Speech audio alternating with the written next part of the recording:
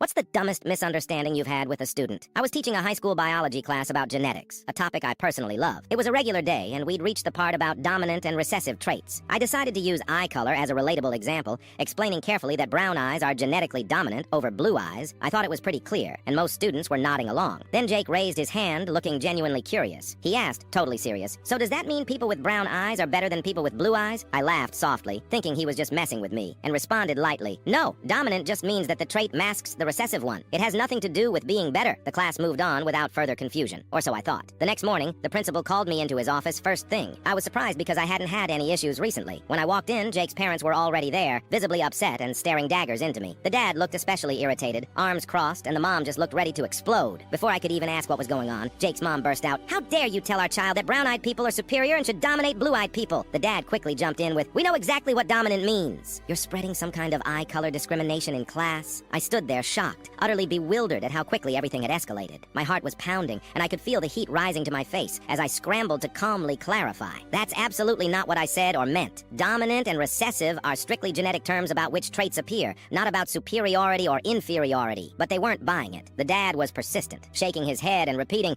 "We know what dominant means. You can't fool us." The mom chimed in passionately, insisting I owed them and Jake an apology for promoting what she termed eye color supremacy. I was starting to feel genuinely panicked, not sure how to resolve this bizarre misunderstanding. Thankfully, the principal, calm and composed as always, stepped in. He pulled up the official curriculum guide right there on his computer screen. "Here, let me show you exactly what's being taught," he said firmly. He patiently walked them through the entire genetics section, carefully explaining every detail, and even got up to draw a quick Punnett square on the whiteboard. He pointed at the squares, clearly illustrating how dominant and recessive genes worked. Even then, Jake's parents seemed skeptical, still glancing suspiciously between me and the board. Finally, just when it felt like the tension couldn't get any thicker, Jake sheepishly piped up from his chair in the corner. He looked up nervously and quietly admitted, I might have misunderstood a little. I was texting someone during class and probably missed some of the explanation." There was a moment of stunned silence. Then Jake's parents turned their frustrated gaze from me directly onto Jake. I felt relief flood through my body as they immediately launched into a heated lecture about his irresponsible phone habits and classroom distractions. Jake's dad dramatically took away his phone right there, pocketing it as Jake looked on miserably. As they finally prepared to leave, the mom paused briefly. She looked directly at me, gave me a small apologetic smile, and quietly whispered, "Just between us, I still don't think brown eyes are better than blue," and winked playfully. The principal offered me an amused but sympathetic glance as they exited, closing the door behind them with a definitive click. The entire encounter had been surreal, almost like something straight out of a sitcom. I walked back to my empty classroom, breathing deeply and replaying the scene in my mind.